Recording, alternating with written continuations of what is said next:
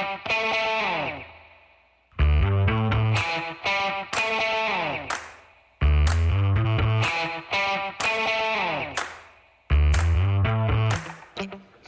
folks. Welcome to another episode of Film Study. This is Ken McCusick, and we're here for this week's Know Your Foe episode. And joining us is Matt Lane of KCSN in Kansas City, and he's going to talk about the Chiefs. Fill us in on what is a somewhat changed Chiefs team from the time the Ravens last faced them in 2021, I believe, right? Yeah, I believe that's it. I mean, first of all, thank you for having me on. I appreciate the offer to come on here and talk about this. And yeah, it seemed like they were playing pretty routinely there for a couple years. And then it seems like now it's been a couple years since the two have faced off. And the last two games, at the very least, were both very fun and exciting. I think each team splitting those last two there in pretty crazy fashion down the stretch. If I recall, one was the overtime game and then one was the go-ahead touchdown by the Ravens, followed by a fumble by the Chiefs. I think my memory is correct on this. And then a 4th and 1 conversion by Lamar Jackson, too. So that was a good day for us here in Baltimore. But we're very happy to have you here, Matt. Obviously, longtime expert. Tell us where your work is online, first of all, so we know that. Yeah, so I work for a company called KC Sports Network. We cover all Kansas City-based sports for anything, around the city of Kansas City, Missouri. That's football, baseball, college sports around there. I mostly focus on just the Kansas City Chiefs and college football, but we have all sorts of shows going up every single day of the week. So if you are interested in more Chiefs talk leading up to this matchup specifically, jump over to the YouTube page, KC Sports Network. There will be a new show from various different hosts all week leading up to the game, essentially talking about just that, the game. So anything you need Chiefs sports related, we should have you guys covered. All right. Outstanding play. So I know our folks they cannot be oversaturated, it doesn't seem, this audience with material. I produce 8 hours of content per week, and they'll call you on every single word. So it's great to have people who are that into the show and really appreciate it. I'm sure there's going to be some great stuff out there from Matt as well. But let's talk about the Chiefs and where they are right now. Obviously a lot is going on with Taylor Swift, which seems to be one of the first things we talk about in terms of the Chiefs. I'd like that to be the last today, if we can defer it. Let's start with Patrick Mahomes and, a big game this last week, obviously, and really for both weeks of the playoffs so far. Yeah, and so that's the thing. This whole season for Chiefs fans, and specifically looking at Patrick Mahomes, has been, I don't want to say up and down. It's just been frustrating to watch because he's very clearly been the same guy he's always been this year. It's just everything's been a tick off. And whether we want to put that to maybe him having a step back this year, whether you want to put that to the receiver room, coaching issues with the new offensive coordinator with Matt Nagy coming in and Eric Bieniemy leaving, there's countless potential reasons for it. It's just frustrating because you know how good he can be, and you weren't getting that guy week in and week out. Well, down the stretch of the regular season, you started seeing a lot more flashes of that same guy. Then you get to the playoffs and okay, it takes, one drive of each of the first two playoff games the Chiefs have won here. You're like, nope, this is still him. This is still the playoff Patrick Mahomes, the Super Bowl MVP, the guy that, a lot of people are putting right up there as, the best quarterback in the league all the time. And it took a long time for us as Chiefs fans to see that, but he's now finally coming back out. And it's a sight to see. I think even as fans of him, we are homers, we are all biased for our favorite teams here, but you watch it and you kind of start losing how good he is. Some of the stuff that he does on a routine basis, you go back 6 years ago when he took over, these are things that your draw would hit the floor if Alex Smith for the Chiefs had been doing that, or if you saw any quarterback, besides kind of Aaron Rodgers doing these things at the time, and he just does them, drive after drive or game after game, and they just kind of seem so ho-hum, something that we expect at this point in time, and it's a sight to see. And so I am very happy that he is playing better again, and now he has himself a chance to go on another great playoff run here. Yeah, I mean, in some ways, it's already been a great playoff run. I mean, to go and win a game at home under the horrible weather conditions, and then go to Buffalo and win on the road, that's already pretty damn special. And I know you guys have high standards there. You mentioned one thing. You mentioned was, at least I was drawing this from it, was about the arm angles that Mahomes has used throughout his career.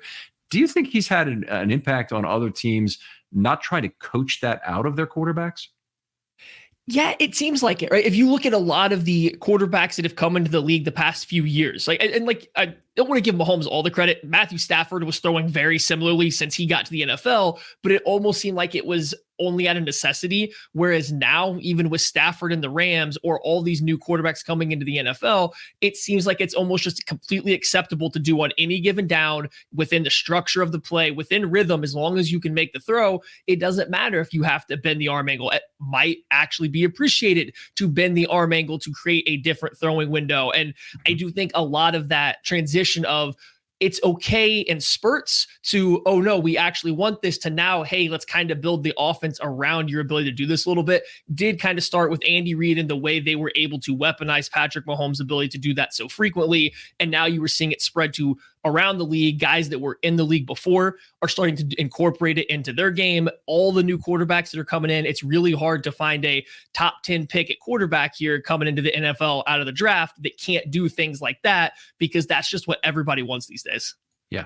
It's definitely been cool to see it. You mentioned Stafford. I'm thinking back to the Rams game here in Baltimore, and Stafford did come out with a Dan Quisenberry throw where it was not even necessary. So you Kansas City guy, I know you could get that reference. Yeah. But anyway, it was probably below 3:00 the throw came from, or it was right at 3:00 at about the lowest, and there was nobody in front of him. Nobody in front of him at the time. It's like, what are you trying to show us here? What do you say? Anyway. Mahomes, obviously one of the polarizing players in the league for multiple reasons, probably, but certainly a guy who a lot of teams are concerned about getting the benefit of penalty calls, like Brady was. But I think a lot of that is just a function of being a good quarterback. You tend to put yourself in better positions to draw penalties and whatnot. Do you buy any of the stuff about Mahomes or Allen, for that matter, being taking advantage of sliding, for example, or of other situations in the pocket to draw additional penalties? I don't think so in particular. So I wish I had the stat off the top of my head, right? But I saw it after the wild card round of the playoffs. Mahomes actually doesn't draw that many like personal foul penalties against him. I think Lamar Jackson was the only quarterback that was lower, like on a per touch kind of basis than Mahomes. Wow. So like he doesn't draw that many compared to somebody like a Josh Allen, who was up near the top of the league in terms of per touch getting, personal foul calls. So he doesn't get a lot of them, but I will say this, the way Patrick Mahomes moves, whether it's scrambling or in the pocket, he is constantly creating like this aura of he's about to go down or he's about to stop. And I think he does confuse or trick defenders to stop trying to chase him. So you will countless times see him get near the sideline, and just his forms, his biomechanical running style, I think tricks people into thinking he's always about to slide or he's always about to step out of bounds, and he'll scamper for an extra 5 to 10 yards just on the move, because that's kind of what he does.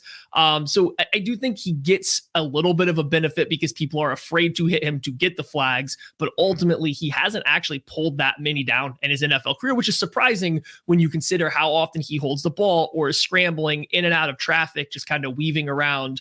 And then in the pocket, it's more he will make a throw. He will sit in there. He'll make a throw and take a hit to do so. But I do think he's more so good at avoiding the big hit. He will rather sidestep a play and turn it into a playground play, for a lack of better terms, than take a big shot and risk that affecting the throw. He would prefer to trust his legs and his arm on the move rather than trying to just beat the pressure based on timing and take the big shot at the end.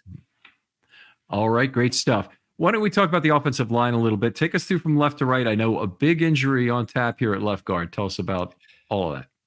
Yeah, so starting on the left side, Donovan Smith has come back into the starting lineup because a rookie, Wanya Morris, who had replaced Donovan Smith because of an injury, then had a concussion, and it looks like Donovan Smith has taken like his starting job back at left tackle. He's played really well the last 2 games compared to, a slow stretch in the middle of the year. Next to him is Joe Thuney, who's still, the all-pro left guard that he has been for the majority of his career. He is dealing with a pec strain, though, so it's a little up in the air if he's going to play. He has not had surgery. It is not a complete tear. It sounds like he is going to try to give it a go, but we don't know how it's going to go. If he can't play, Nick Allegretti has been on the team for 5 years now as a backup. He has had plenty of experience in and out of the lineup for this team. Obviously, there would be a step back and play at left guard, but you wouldn't anticipate, I don't think, a guy coming in and not knowing the playbook, or at least being on a somewhat similar page to the guys around him, and then going across Creed Humphrey at center, Trey Smith at right guard, Juwan Taylor at right tackle. The weakness of this unit is the tackles. The strength is the interior offensive line. The tackles are playing better here in the playoffs. The offensive line's actually been really good these first 2 weeks, even though, the Miami Dolphins were a little depleted at the time. They controlled the line of scrimmage in the run game. The tackles were performing better against the pass, but the strength is always going to be those interior three, especially when Joe Thuney's playing. It's really difficult to get pressure up the middle. It's really difficult to confuse those guys because they've just played so well with each other for the 2-3 years now. So the Ravens like to do a lot of matching up a three-tech on a guard directly. Obviously, Justin Madubuike's had a big year. Is that a concern at all without Thuney, or is it even a concern anyway because of guard on Madubuike kind of matchups?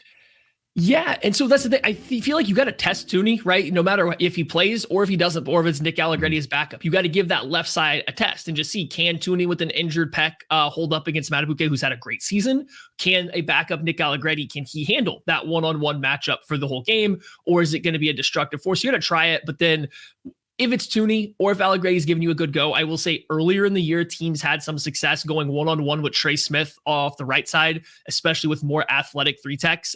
He doesn't have the best lateral mobility of all offensive guards. He's very athletic if you're pulling him or getting him out into space, but you just put him in a phone booth and try to have him work side to side. He can be got. It hasn't happened yet in the playoffs. He did a great job against Ed Oliver, who is another fantastic defensive tackle.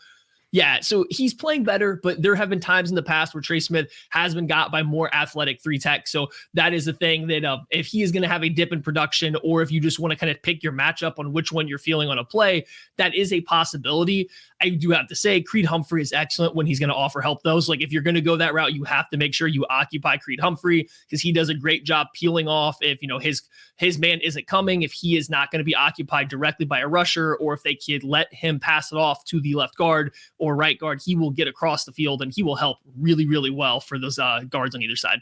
Humphrey, an amazing player. And the first chance I got to get a look at him was when he was playing, I believe, with 4 seniors who were all going in the draft at Oklahoma, including Ben Powers. And so Ben Powers, I'm looking at, and actually Creed Humphrey had some footwork issues way back then. Boy, was he the best prospect. I think he was already 325 coming into Oklahoma. So he was already huge. And boy, has he been a great player.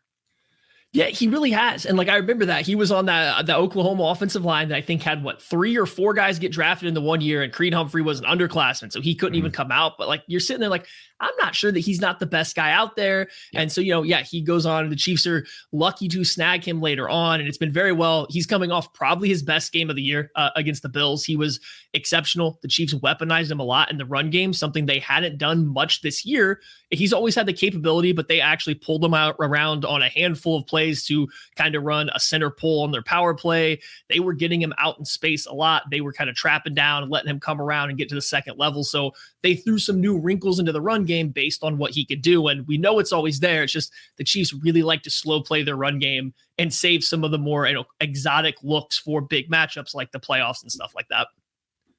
That is always a good thing. And obviously this is a great matchup of coordinators on both sides of the ball in here. We think the Ravens have 2 great coordinators. They're certainly getting head coaching interviews right now. And the Chiefs for many years have had an unbelievable coaching staff and coaching tree under Andy Reid. Obviously with Spags there, it's not quite, you're not growing a fertile new bush there with Spagnuolo, I don't think. Maybe he's still got a head coaching gig in him at some point. But what do you talk about the 2 coordinators?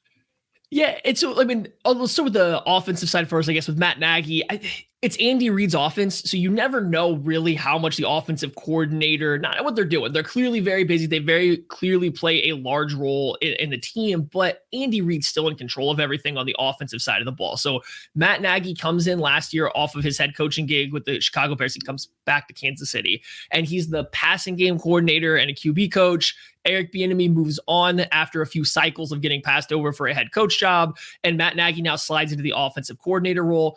There could be something to glean there. Maybe there's some tendencies from time to time where Matt Nagy is maybe a little bit heavier on the screen game or the jet sweep game than he is running than Eric Bieniemy would have been. But again, at the end of the day, it's Andy Reid's control. So I don't know if there's a whole lot to take away from that adjustment at offensive coordinator, other than the fact that Matt Nagy is familiar with this team. He came back to it. It's sprinkled in a few changes, but nothing wholesale. Then on the flip side, I can't say enough good things about Steve Spagnuolo. It's been such a fantastic hire for the Chiefs. They were coming off of a couple years with Bob Sutton. This team had a lot of turnovers. They would have a lot of sacks, but their defense couldn't stop anybody. It ultimately loses them an AFC championship game with the Ravens on risking a chance to go to the Super Bowl. They go out and they hire Steve Spagnuolo, who comes in. Right? You mean? Oh, so this was the Patriots back in 2018. I'm sorry. Okay. Yeah, sorry. Yeah, this is right before they hired Steve Spagnuolo in. They go from Bob Sutton, who has one defensive style, as Patrick Mahomes' first year. They have Bob Sutton. They get rid of him. They bring in Steve Spagnuolo, and it's a complete change of the defense from that moment on. It's not only about sacking the quarterback. It's not just a 4-man pass rush. It's not only the turnovers. He just throws absolutely everything at you at any given time. The entire mantra of what he does is breaking his own tendencies, and he turns it up every year in the playoffs. This team has had countless average defenses at best throughout the regular season. Then you hit the playoffs and, now they're top 10, now they're top 5 because it's these game-specific matchups. Well, this year, he actually has a bunch of talent to work with. They have a top 10, top 5 defense all year long. And now you're getting the, single game matchup, Steve Spagnuolo coming out of it. It's just been so much fun to watch. He has the guys playing exceptionally well. And he seems to always know in these big games which strings to pull at the right time. That'll be one of the really interesting understories of this game. Obviously, a lot of it is going to be, people will be focused on what's on the field, but that chess match going on up from the sidelines is going to be a lot of fun. The wide receiver core has gotten a fair amount of fair criticism and maybe some unfair criticism as well in terms of what's happened. Talk us through the players there and what their roles are. Yeah, it feels like the Chiefs last year, they traded Tyreek Hill away and they brought in Marquez Valdes-Scantling and Juju Smith-Schuster and kind of tried to replace Tyreek Hill with a bunch of pieces, and it worked. They go and win a Super Bowl. Like, you can't really say it didn't work.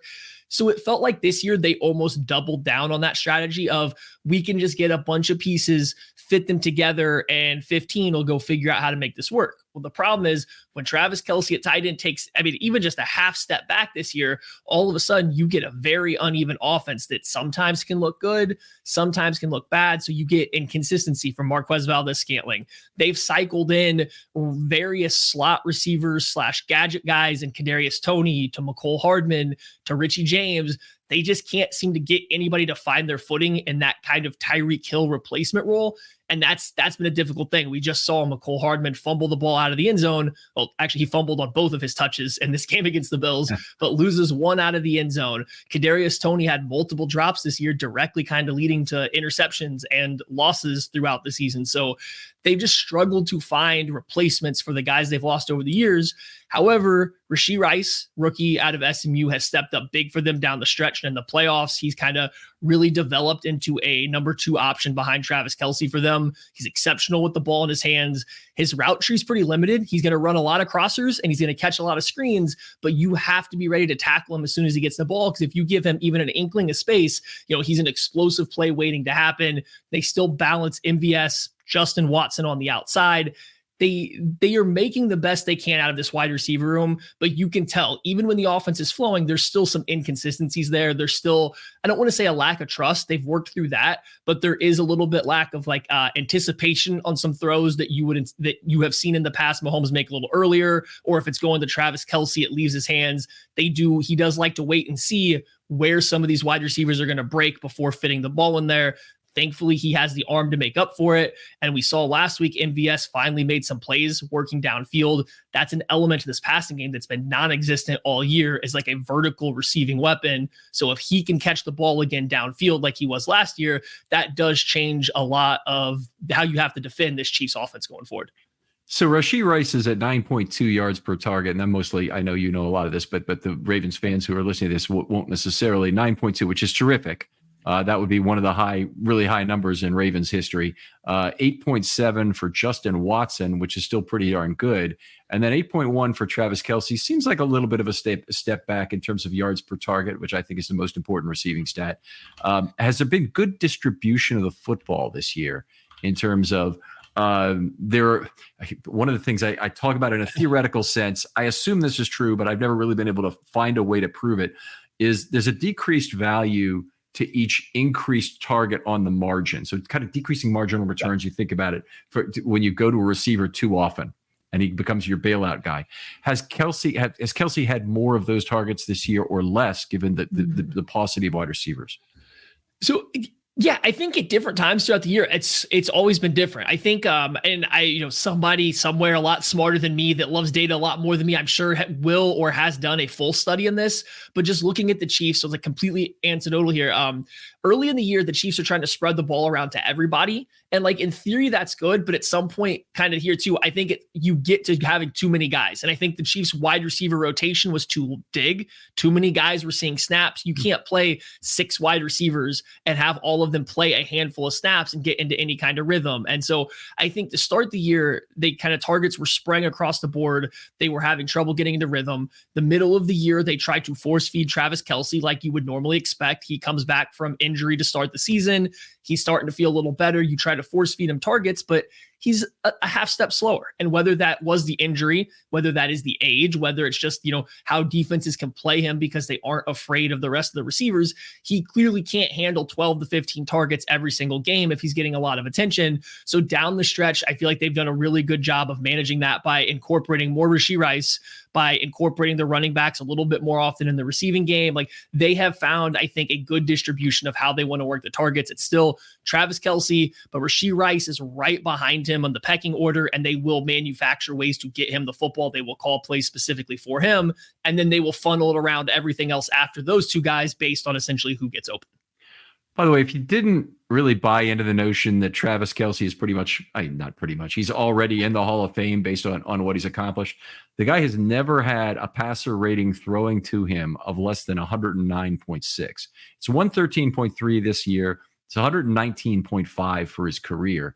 And even Mark Andrews, who is Lamar's number one target, and for good reason, has not been consistently over 100 in his career in terms of passer rating throwing to him. So that's really a remarkable stat, I find, for Kelce. Yeah, his stats are crazy right now. And then now that we're in the playoffs and people are really starting to dig in, it's even going any farther. I think I saw after this past game, he's now got 14 playoff games with over 75 receiving yards, and that's the tight end. That's the most in NFL history. The second most is Jerry Rice with 12. So like that's a crazy thing to think about as a tight end. The playoffs come around, he's just almost unstoppable in terms of just trying to get up to 75 yards. Obviously, Mahomes and Kelce have now passed Tom Brady and Rob Gronkowski for the most touchdown hookups between two players in NFL history. It's just they do so well together. And if Travis Kelce can continue to ramp up his play like he has once the playoffs started, that gets, again, a little scary for opposing defenses, because throughout most of the year, you don't want to say he's been bad, but he had not been the Travis Kelce he had been in the years past. He wasn't the guy that was on tracking for 1,400 yards and 12 touchdowns and this completely unstoppable force. He was just a really, really good tight end, which was a little step back. And I think that took the Chiefs a little while to adjust to as the year went along. Now, I did notice from the last game, counting up the snaps, 50 total offensive snaps in terms of game book, it doesn't really matter, and 90 total tight end snaps, which means they're using 1.8 tight ends per play. I know that the Chiefs have used a fair amount of 12, but is there a lot of 13 in there also that is skewing those numbers?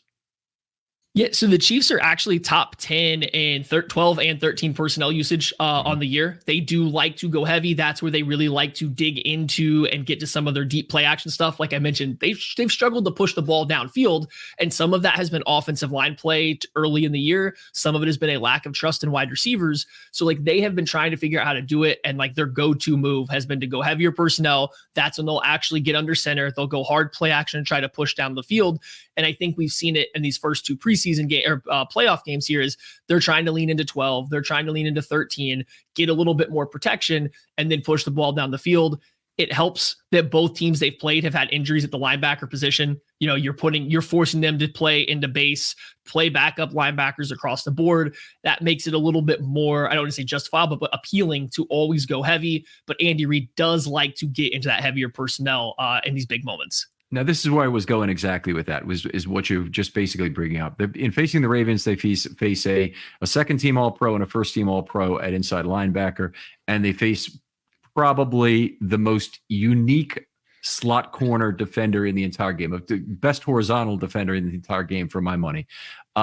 Do Chiefs analysts look at this as an exceptionally difficult matchup and game plan to create against that particular group of players? In general, the Ravens secondary is good, but it's not at the very top level. Where it's outstanding is at slot corner with Hamilton there. Yeah, that is where this matchup in particular, it gets definitely dicey for the Chiefs, is they've been living in the short to intermediate range the past two seasons, and a lot of that's been over the middle of the field. And so you look at kind of where the Ravens' strength has been in the coverage unit, it's across that second level. It's from the slot across the middle of the field, even some safeties rolling down. Like that's kind of where you are a little bit more worried trying to push the football, trying to get guys open. So it is a difficult matchup from that sense. At the end of the day, though, Andy Reid's got a lot of, I think, experience of trying to find weaknesses or lack of strengths and defenses to exploit. And not that there's a lot for the Ravens to even find, right? I don't want to say that. But we saw against Miami, the Chiefs essentially almost only threw the ball over the middle of the field. Then they come out against the Bills and they spend the entire first half, first three quarters in condensed tight splits and only throwing the ball towards the boundary on these deep corner routes or stretching and flooding everything to the sideline. So you go and look at what the Chiefs have done in the playoffs. It's been two entirely different game plans to attack, where they thought there was going to be space. So I do imagine there will be a lot of sleepless nights trying to figure out how do we handle Hamilton? How do we occupy Queen? How do we keep Smith out of the way while we try to find where we want to attack? But yeah, the Ravens are very well suited to take away the Chiefs' kind of biggest strengths or what they want to do when they are passing the football. I have felt, by the way, the same way about what the Chiefs present on the defensive side of the ball, but we'll get to that a little later in terms of some very quality coverage players. So let's talk next about the running backs. Isaiah Pacheco obviously has taken over a very significant lead role in this, but talk about the group as a whole. Yes, I mean, Isaiah Pacheco is kind of, it's a running back one right now. I think it entered the year, Pacheco was clearly the guy, but Jerick McKinnon, the veteran guy, the third down running back, good receiver, great in blitz pickup, great in pass protection. He gets hurt down the stretch, and I don't think he's going to be able to come back for the playoffs. But definitely not this game. Even if the Chiefs were to play in the Super Bowl, I think he's out. So they've kind of had to figure it out. And Clyde Edwards-Helaire, for old first-round pick that has not panned out the way they wanted to after a hip injury as a rookie, he's filled in nicely. He does a good job in pass protection. He has a couple decent runs to his name down the stretch. But it's the Isaiah Pacheco show, especially when they want to run the football. It's about getting him downhill. His vision isn't the best. His patience is almost non-existent. But if there is a crease, he is going to hit it 100 miles an hour. And no defender really wants to be on the other end of that as hard as he runs right now. And he does a good job picking up extra yards, falling forward. And the Chiefs and Andy Reid are very inconsistent about leaning on the run game. They will get away from it the moment they have an inkling or of a reason to do so. But when they stick to it, we saw it against the Eagles in the Super Bowl last year. We saw it against the Bills this past weekend. If they stick to it, it is hard to defend their passing game when it's clicking and still have, the right guys in the box, be able to fit up the run for what the Chiefs can do. It just takes some time. So he has been a very good pairing with this passing attack, getting Pacheco downhill moving forward. Is it the 12 and 13, which has allowed the Chiefs to maintain their multiple offensive looks, meaning you can either run or pass out of it. And it's the most difficult to scheme up if you're a defensive coordinator, is when the other team puts 12 or 13. The Ravens, I think, uniquely suited to deal with it, given Hamilton, who's like a linebacker who sheds blocks extremely well and is a slot corner and the perfect answer for 12 personnel. I can't necessarily translate that to 13 and whether that means base there and you're moving Hamilton off the line of scrimmage into more of a linebacker role. But it does seem like the Ravens are fairly well suited to deal with 12 and 13, whereas I don't think there are a whole lot of other teams out there who have that guy, the big nickel they really love, to go against the Chiefs.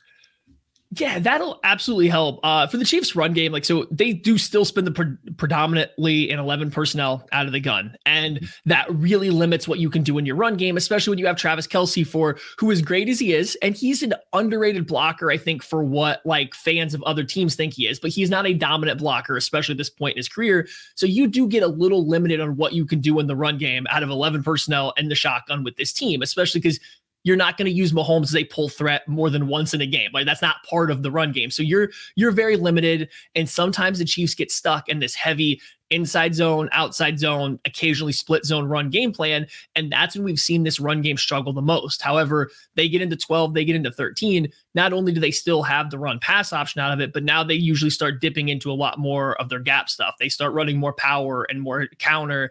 And that's where their run game really starts to take off. So they still like to throw the ball out of this heavier personnel. They will do it just as much as any other team in the league. But when they do that, that's when their run game really plays into their own strengths. They let this offensive line, who has some big, strong guys, get downhill, connect onto bodies, and not just try to make all their lateral steps and get all these cut off angles and everything going down. So the heavy personnel does help with that.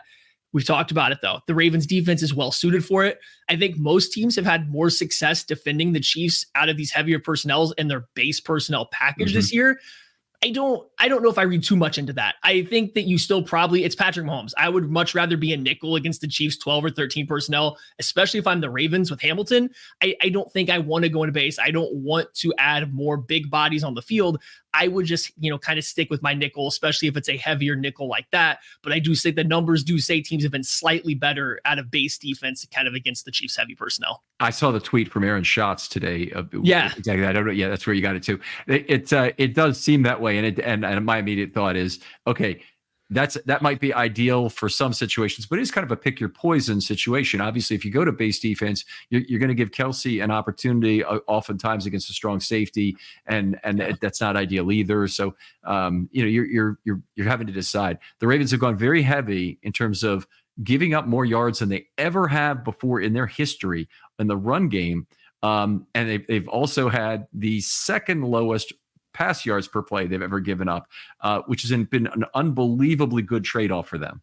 So they've been 1.5 yards plus or something like that versus the pass, and about half a yard worse versus the run. So it'll be really interesting to see how this plays out. And I don't doubt for a second that we're going to see something different from Reed again, based on what you're describing. That's going to have to force McDonald to react here in this game.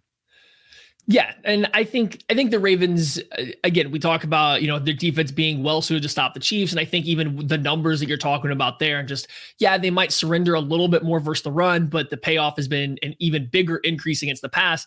That's not what the Chiefs want to hear. They're running the ball to set up their pass. They are never going to, they will run the ball. If you can't stop it, there will be a drive or two a game where Andy Reid will run the ball 5 straight times. But it's only a matter of time before he gets away from it again, trying to throw the ball. So you just have to withstand that rushing attack as long as you can. And if you can do that out of nickel, especially with that personnel group against, the heavier personnel the Chiefs try to deploy, I think that is going to be the smartest way to go about it. The thing is, though, you can't let Pacheco rip off some big runs. And he does have some explosives to his name. It's like that's where they really start going when they rip off the explosive runs. They don't really go fast afterwards, but it does seem like the offense snowballs pretty well when he starts getting some of those, just like any offense in the NFL would. So that you got to keep the explosives in check. Try not to overcommit too much to stop the run, because the Chiefs will stop it themselves eventually. It's just they can find success if you are not going to handle them pulling or throwing a run scheme that they haven't thrown at many teams this year. They will bring out something for a game specific. And we've seen zone insert last year. This year, all of a sudden, we got the center pulling on all these different power plays against the Bills. They will throw something a little different for this game that they'll run 4 or 5 times, and you got to have the answer on the fly. But once you do that, they will go back to throwing the ball very quickly. Yeah. All right. All right. Great stuff. Let's flip over to the defensive side here. And the first question I always like to ask is, when down and distance is the major consideration, meaning you're on third down and it's say 6+, what do the Chiefs like to present in terms of personnel on the field? Everything. It's a Steve Spagnuolo thing, right? Like they are going to mostly they'll stay mostly in nickel, I guess, if it's going to be 3rd and 6, but they will run some 3-3-5 looks. They will go out there. They will keep 2 defensive linemen out there and put 3 linebackers if they are all healthy. Willie Gay left the Bills game early on. It sounds like he is going to play in this game. So like they do mix it up a lot. I would say this team predominantly likes to play out of nickel, dime. They will even go with a 3 safety dime to when they have everybody healthy. So like they do mix up their personnel a lot. They mix up their fronts a lot.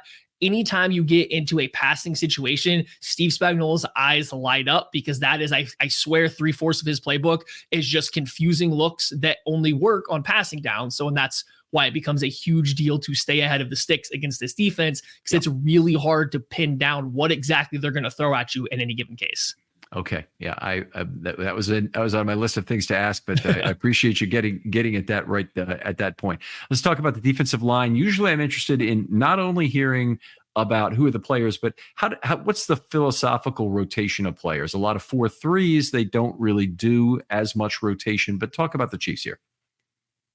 So it's changed a little bit over the years. Joe Colen has come in and kind of reworked how this defensive line functions a little bit. So Chris Jones is the clear star of the show, and they have built this defensive line out of Chris Jones. If he wants a matchup against an offensive tackle, and this is speaking for a passing down, if he wants a matchup against a specific offensive tackle, he's going to get it. He has the power to move a defensive end inside. He has the power just to line up kind of where he wants. It's the JJ Watt treatment. That's kind of how they built this defensive line around Chris Jones. And then you start working across. They just have a bunch of bigger bodied, strong defensive end. Charles Omenihu, Mike Dana, George Karlaftis. All these guys can play inside or outside on various different downs. So you will find a lot of defensive ends inside and, your NASCAR type packages. They'll keep Chris Jones out there on the field, but they move him around a lot. They will overload aside because they're going to get all these different funky blitz looks and mugging different gaps. They are going to give you a lot to digest. But at the end of the day, it's just kind of, they're trying to mix guys up. They're trying to get Chris Jones his best one-on-one matchup on any given play. Everybody else is a secondary piece. Everybody else is trying to set him up. And it's worked for the most part this season for them. So that is something to keep an eye on as Chris Jones moves around. That means he's kind of picking his matchups that he wants. And it could be on the interior. It could be versus tackle. He's actually been a little better as a rusher, as a defensive end this year than as a defensive tackle. So that is something to keep, in the back of your mind as the game goes on. You start seeing him kick out more. But that rotation of the defensive ends and Chris Jones kind of move around. They're thin on defensive tackles right now. Derek Nottie was hurt and missed the last game, so they had to use Mike Pennell from the practice squad, Matt Dickerson, Tershawn Wharton, even. Like, these guys, they're going to be deep tackles. They want to get them off the field as much as possible. They are just out there to eat snaps and hopefully slow down the run game so that they can play as many defensive ends and the guys that they see as better pass rushers and start moving everybody around. I noticed that Wharton had played about a 2-to-1 pass to run snap rate, whereas the other one you mentioned, Nadi, had played, I believe, more run than pass, which is unusual that you would have a guy like Wharton, in my opinion, out there for so many obvious passing snaps. Is there some logic to it?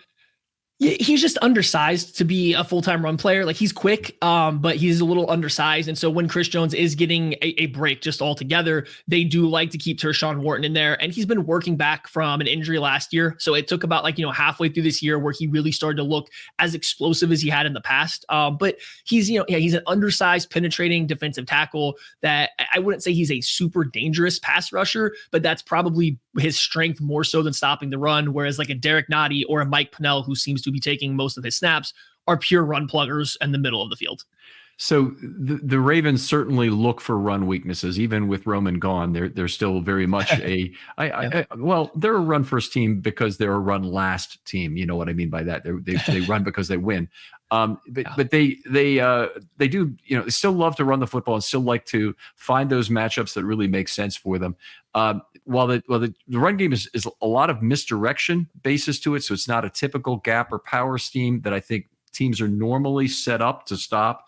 Do you think the Chiefs, and I'll ask the question specifically, do they do a lot of things to offset their own perceived weakness as a run defense with run blitzes and other things to get players into the backfield and otherwise sacrifice bodies from level 2 to plug the run? As the game goes along, yes. If they start out, I'm not gonna say play passive, but they won't go in too far into overselling on any scrape exchanges, run blitzes. Like, they are gonna try to fit up the run in a traditional sense to start. And if it's not working, as the game goes on, specifically Nick Bolton, you will start seeing coming on a lot more run blitzes through the interior. You will get guys like Willie Gay, Drew Tranquil, Leo Chanel of the linebacker group that are coming downhill, or they've played a couple 5-man surfaces where they will present you with almost a bare looking front and get one of these bigger, strong linebackers on the edge. And they've done a pretty good job setting and holding contained against offensive linemen throughout the year in spurts, and not long term, but they will throw looks out there like that as the game goes on. So it's an ever changing thing. I want to say this very clearly. The Ravens might have a lot of success to start the game running the football right down the Chiefs' throat, and it might look like it's going to be super easy all game long. Mm-hmm. There will come a point where adjustments start to happen, and you'll just all of a sudden be like, oh wait, now it's getting a little bit more difficult. I think the Bills ran into that as the game went along. In the fourth quarter, I believe James Cook had more negative rushing yards, or more negative runs that went for negative yards, needed positive yards. Whereas all up till that point, they were gashing the Chiefs on the ground. And all of a sudden it's because linebackers are coming in. All of a sudden, you're getting gap exchanges from defensive linemen, and Steve Spagnuolo just kind of waits and waits. He holds off as long as he can to throw out these big changes, and he kind of waits until they either need it or he starts to feel like the game is getting away. So they won't do a lot to start, I don't think. They will kind of try to play it traditional, but they will adjust as it goes on, and it's just going to be hard to pinpoint exactly when that comes throughout the game. There certainly have been times in Ravens history where they've gone into playoffs matchups and the run was something that they could lean on a little bit, or they thought they could lean on a little bit. And usually smaller teams like the Colts in particular, a team I remember doing this to the Ravens effectively, have been able to run blitz and really understand their own limitations very well. And it sounds like that unfortunately might be the case with a DC like Spags. We'll see. We'll see, I guess. Off ball. Take us off ball with the linebackers there. Yeah, and we mentioned him a little bit there, but the leader of the group is Nick Bolton. He is their mic. He is the play caller. He's the energy guy. He is the guy that kind of gets it all situated up in the front. He has some very splash plays, but he can definitely be gotten and taken advantage of in space. And we've seen the Bills in 2 matchups now try to find ways to isolate him, whether it's against a running back in coverage, whether it's trying to chase down on a wide pitch play or something like that, or just even having a guard quick climb to him and have him beat them to the spot. He is someone you can take advantage of in space, but you stay between the box. He does a good job coming downhill. He will recognize plays quickly. He IDs them fast. And especially as the game goes long, if Steve Spagnuolo starts letting him come downhill early and not necessarily read out the whole play, but just rather picking a gap or two and trying not to necessarily shoot it, but get into one, he's good at sifting over the top of his defensive front to fill up 2 gaps while playing downhill. So he will make some plays, but you can also get him if you find the right way to threaten him in space or laterally.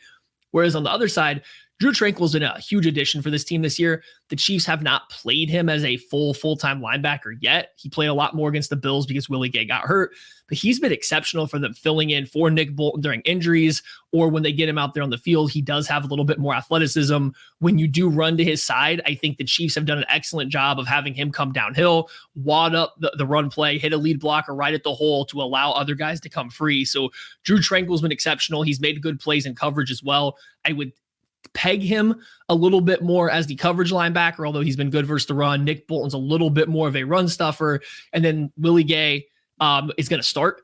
If the Chiefs go with a spy on Lamar Jackson, it'll be Willie Gay. And it's hard to say what it looks like because he got hurt last week against the Bills. They had no one to play as a spy on Josh Allen because he was the guy that was going to be dedicated to do it.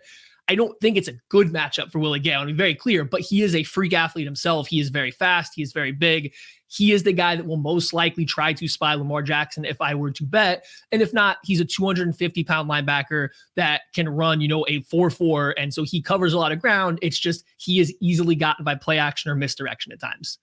Did they have anyone else that they would consider bringing up into what would effectively be a dime roll to replace Gay if they don't feel like he's up to the task physically this week? So is there another guy? They have a safety who could do it? Yes, and this is where it gets a little tricky. So against the Bills, they lost Willie Gay and Mike Edwards in the very first series. So they got down a starting linebacker who was going to be their spy for Josh Allen, and a starting safety who was already filling in for another safety that was hurt. And so they only safeties were Deion Bush, who was coming off the practice squad mid-year, and then a rookie, Shamari Connor, who, yeah, he's a safety, but he played slot DB, cornerback, safety, linebacker at Virginia Tech. So he's still learning the position. I don't know what their plan was going to be for a super mobile quarterback, because I think the two guys that kind of hinged on what they were going to do got hurt. So if Willie Gay's unable to play, but Mike Edwards is back from concussion protocol, Shamari Connor might be a guy they put in that role. They've played him a lot as an overhang. They have blitzed him a lot. They like to keep him around the line of scrimmage more so than deep. And he's a good athlete, a good tackler. Being a rookie, that's a lot of pressure to put on him, though. So with that week of practice, I wonder if it would be a Drew Tranquill would just take over the complete Willie Gay role, and they just didn't get those reps in practice, expecting Willie Gay to be healthy. I think those are your three most likely candidates, because you got to have an athlete in that spot, or it's just going to completely be a useless endeavor. And even then, you're going to be out athleted regardless. But like, those are the three guys I think that would take over that role, and as a spy. Okay, all right, very good stuff. Let's talk a little bit about the defensive backfield. Obviously, one of the Chiefs' real strength is at corner. L'Jarius Sneed's had a penalty-riddled but excellent season in terms of yards per target. Talk about him first. L'Jarius Sneed's been so good this year, and it's a little tough because there's a lot of penalties. But when you look at the ultimate yards they've lost from penalties, I think he's only lost like 70 yards from all these penalties. Like, yeah, there's been a lot of penalties, but they've all been rather short penalties. There's been a handful of declined ones as well. But like, he's getting with the line of scrimmage. First downs, though. Yeah. No, they are. And like, they matter. And like, I'm not trying to say they don't matter, but I think from the Chiefs' perspective and Steve Spagnuolo, he's willing to accept the illegal hands to the face from L'Jarius Sneed on a play that gives up a first down to set a tone of like, this is how we're going to play you all game long. They did that to Justin Jefferson and the Vikings just, early in this year. And you can just kind of tell it gets under receiver skins and stuff like that. So L'Jarius Sneed's been excellent. He's going to be very physical. He's going to be very handsy. And if you have refs like we have gotten for most of the playoffs that are going to allow it, it's very difficult to find space against him, because he is going to beat you up. He's going to hit you if you have the ball. He's going to hit you coming off the line of scrimmage. He's been excellent as a boundary corner for them. He's kind of traveled when the Chiefs go man coverage. He's traveled with wide receiver ones. I don't know if he'll do that with the Ravens, just because I don't know if he's the best. Zay Flowers is like a great matchup for him, just being a little quicker. And great with change of direction. L'Jarius Sneed is a little bit longer of a guy. He does a little bit better with pure outside receivers. So I'm intrigued to see how they try to match him up, if it's an Odell thing, where they will move him around. But he has been excellent kind of manning one side of the Chiefs defense. Okay, so that was my question. Is he a chase guy? Is he or is he a stay left corner or right corner? Yeah, no, he's been a chase guy. I think he has probably had the highest follow rate this year, at least late in the season, about 3/4 of the way through. The last time I saw, he had one of the highest follow rates. They will pick a receiver and he will kind of just track them around for the majority of the game, and they will mix it up. It's not going to be every play, but he definitely will move side to side when they feel like following one guy. We were talking about that a little bit. It doesn't necessarily mean it's a number one receiver with a really talented guy you're putting on an island. It could be Bateman, who's not the number one receiver, but is talented. And if he's going to be on the X side anyway, he's going to be at X. You have Sneed as a possible cover guy for him, and then you have lots of other options. And Trent McDuffie. I loved him coming out of the draft, but one of the things that was true about him was his yards per target numbers and his results were just way better than a lot of the athleticism that was ascribed to him. And I know Eric DeCosta in particular did not like him. And it didn't matter. The Ravens didn't have a shot at him. He got drafted at number 21, and the Ravens were drafting after that. But it was I think McDuffie got drafted 21, right? That sound right? Yeah, the Chiefs traded up for 20 or 21, one of those two. But the Chiefs had traded up for him to get him there, yeah. Yeah. So anyway, talk a little bit about him.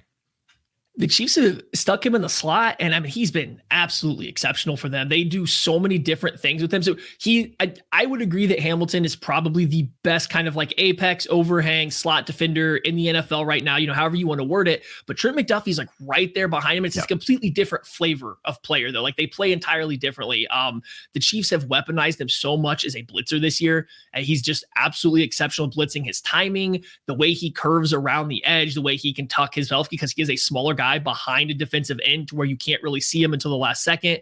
And then in coverage, he's been very good.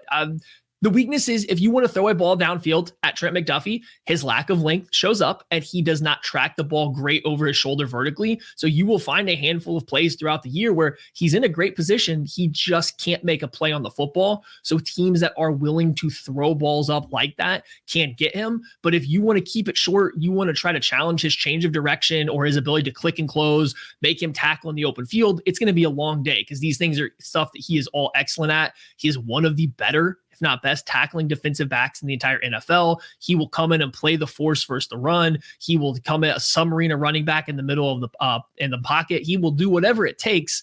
And so the Chiefs defense, I don't want to say he's the best player on the defense, but a lot of what they do pivots around how they use him as a slot defender, how he can defend and kind of be a pseudo force player for them on the outside, blow up screen plays and all that stuff. And then on top of it, be, an excellent coverage guy, even though if it may be a step below elite for the position.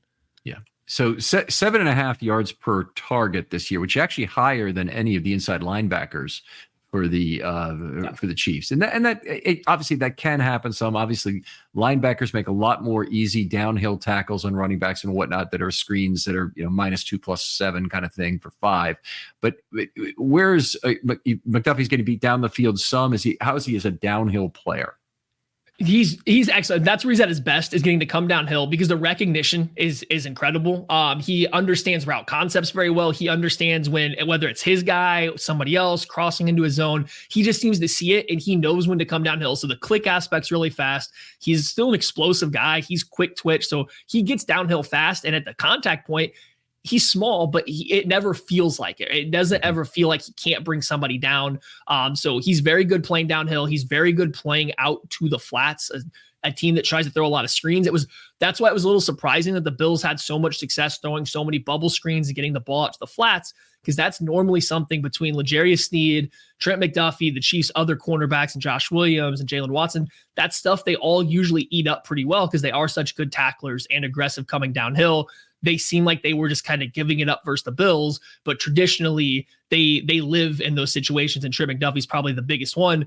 I don't know if everybody saw it, but the game in London against Miami Dolphins earlier this year was just an excellent recognition on a little Tyreek Hill bubble screen, hits him, forces the fumble. The Chiefs return it for a pick 6, but just that kind of right there encompasses everything about Trent McDuffie and why he's so important to this team, is how quickly he was able to identify that screen and get on top of it immediately. And he can do it, multiple times a game. That's how the Chiefs got to control Jamar Chase last year against the Cincinnati Bengals in the playoffs to go to the Super Bowl. He plays such a pivotal role in kind of controlling those little short passes behind the line of scrimmage. All right. Joshua Williams, did he suffer some sort of injury against Buffalo? I saw his snaps were reduced, and I thought I saw him go to the sideline limping at one point, but maybe I'm overthinking this. I think he did, but he came back in. Joshua Williams and Jalen Watson, the Chiefs' other two corners, they kind of just rotate in and out. And so occasionally they get banged up. They kind of do rotate that third corner out there. It's hard to pick out a rhyme or a reason for it. It could be very matchup specific. It could be certain play packages. Like, it's very clearly that is their third corners, those guys, and they rotate them a bit. Both of them, though, are good. Josh Williams, I would say, is a little bit more athletically impressive. So he's good in press. He can run with guys and doesn't give you a lot of windows to throw the football to. But again, like McDuffie, there are times where he gets lost trying to play the ball downfield, can be gotten by double moves a little bit more. Whereas Jalen Watson's a lot more technically sound. He's a little bit more of a playmaker. He will try to bait a play to go make a big interception. He's and still somehow more technically sound throughout the whole thing, but the athleticism isn't top tier. So there are times where he just can't quite keep up with the movement of some wide receivers. They just kind of rotate through those two guys, though, depending on series, plays, and stuff like that throughout the game. Matt, that's just outstanding stuff. I don't ever ask for score predictions because I hate to give them myself. I think it's such a waste of time. But instead, give me one player maybe on each side of the ball for the Chiefs that you think matches up very well against the Ravens. Oh, okay. So this is definitely a tricky one here. I'm going to go with Rashee Rice. We talked about him a little bit. I think you're going to get a lot of Hamilton dealing with Travis Kelce, trying not necessarily follow him, but have a lot of eyes on Travis Kelce because that is a matchup you want to take away. And the Chiefs have done a good job using Rice and Kelce in tandem to get Rice the ball, not in the open field, but in space, moving horizontally. And he is really athletic to move. So if they are going to find some success, I know it's a strength of this Ravens defense, but I think the Chiefs have done a good job getting him more involved as the years gone on. If Hamilton's paying attention to Kelsey like he probably should, Rashee Rice could find himself a few openings behind some misdirection, getting the ball going off over the linebacker's head. So I think offensively, I would look at Rashee Rice. Defensively, I don't know necessarily about a good matchup, but I do think that Shamari Connor, he's again a rookie, is going to be pivotal in this. I think the Chiefs' run defense isn't great. There are times where they are going to get run over, but Shamari Connor's been a little bit of an enforcer. He's been a guy that will make tackles behind the line of scrimmage. He will come up and deliver big hits. He's a really good athlete. He just kind of has a knack for making some pretty nice, I don't want to say momentum swinging plays, but big plays in moments where you need them. I think he's going to get a lot more snaps in this game, whether Mike Edwards is able to play as a safety or not. But Shamari Connor's a guy I would look out for. He's number 27 out there. Not a lot of people know him, but he's going to be coming downhill trying to help this team say, hey, you might be able to run on us a little bit, but you were at least going to take a couple hits to do so. And I don't think that will bother the Ravens, right? I don't anticipate that slowing them down, but it does matter eventually to have a defense that's going to start to push back. And he's one of the guys that can do that. All right. Very good. Excellent choices there, I think. I guess it's not a complete podcast before we talk a little bit about Taylor Swift and her impact, not just on the Chiefs, but on the NFL as a whole. You see me shaking my head on this. We did get some news today. Don't want to make a big deal out of this, but Ravens fans are not happy about the crew assignment for the game. And I don't know if you saw this, but it's Sean Smith who has the highest percentage of road wins of anybody in the NFL. So, it's, if you're a tinfoil hat guy, you might think that Taylor Swift has something to do with that. But talk just a little bit maybe about Taylor Swift and her impact on Chiefs fans in general. Yeah, it's almost like night and day. It's like two different worlds. If you talk to Chiefs fans regarding this Taylor Swift thing, it's been awesome. You have a bunch of, teenage girls that are but connecting with their dads over the sport that they like, and just bringing groups of people that normally don't have something to share a common bond over that has happened. And you get so many different stories from friends or fans, whether it's moms, dads, whoever, that are watching football with family members that would never have watched football before because there is somebody sitting in a press box. And that's mind-boggling to me a little bit, but it's also really cool to see. And everybody's enjoying it. It's made a lot of fun jokes. It's brought more attention to the sport as a whole, but especially the Chiefs. So talking with Chiefs fans, it's been awesome. It seems like a lot of fans though around the NFL, a lot of other teams are annoyed by it. And I can see from their perspective, why is this one team getting so much coverage? Why do we care about who's sitting in the press box? I get the rationale behind it. So it's night and day depending on who you talk to as a Chiefs fan. Because on one hand, it's overly positive. On the other hand, it seems like it's overly negative a little bit. And it's just trying to find a balance in the middle and not pay too much attention to it. Given the fact that we've been dealing with it now for 16 weeks as Chiefs fans, we are used to it. Fan bases that haven't played the Chiefs yet are getting that full dose now, in the playoff time. And I get that. So you're still counting the weeks. It was about week 4 where they got together. Yeah, it was going on for a while.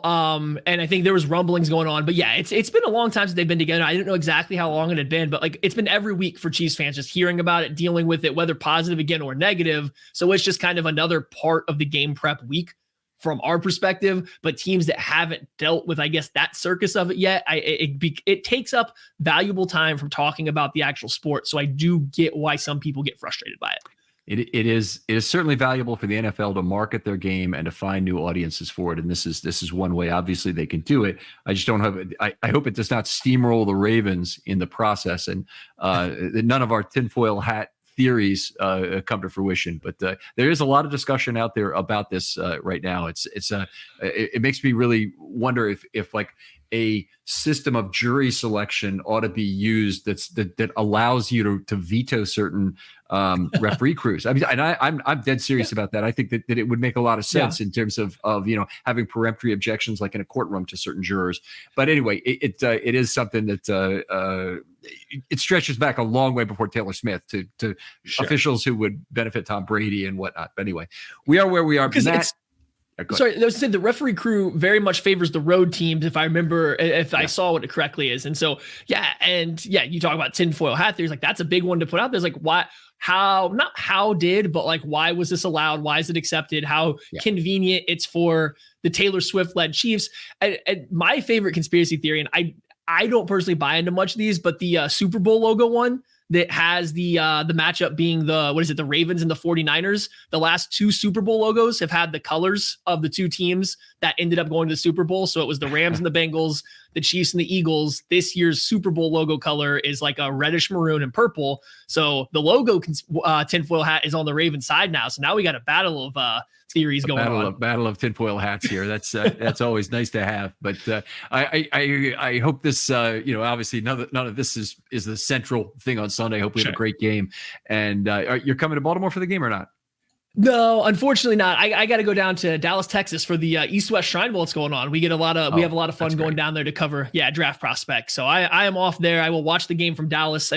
Spoiled as a Chiefs fan, I've watched the last 3 since we started KC Sports Network. I've got to watch the last 3 AFC championship games from Las Vegas before. Now it's going to be Dallas because, the Chiefs keep it and finding their way here. So I've been very spoiled about this time of year. Okay. Well, very cool, Matt. Tell folks once again where they can find your work and connect with you on Twitter. Yep. You can find everything that you need to know about Chiefs, Kansas City Chiefs, all Kansas City sports at kcsportsnetwork.com. You can just look KC Sports Network on YouTube and you will find all of our different shows there. Like I said at the top, there's going to be a new show, at least one every single day leading up to this game, talking about what us as Chiefs fans are expecting for the game, breaking it down where we see strengths, weaknesses throughout the whole thing. You can find it all there. Like I said, kcsportsnetwork.com or KC Sports Network on YouTube. That is where we have everything for you guys. Want to really thank Seth Kaiser for recommending you, Matt. There's been a tremendously high level. It's exactly what we look for in terms of these Know Your Foe episodes, but you obviously have very detailed understanding of your own team, and we really appreciate that. Other folks out there, if you'd like to be on a film study short, hit me up. DMs are always open on Twitter. Get to me. We may have a week before the Super Bowl, an extra week before the Super Bowl, or we may have a whole off season. We'll see. But either way, I want to hear from you about your ideas for other content, and there's always room for additional shows. Matt, thanks again for coming on. I appreciate it. Thank you so much for having me. It was a great time. And anytime the Chiefs and the Ravens play again, please let me know because I will happily fill in for Seth anytime he is busy. We'll take you up on that. And we'll talk to you next time on Film Study.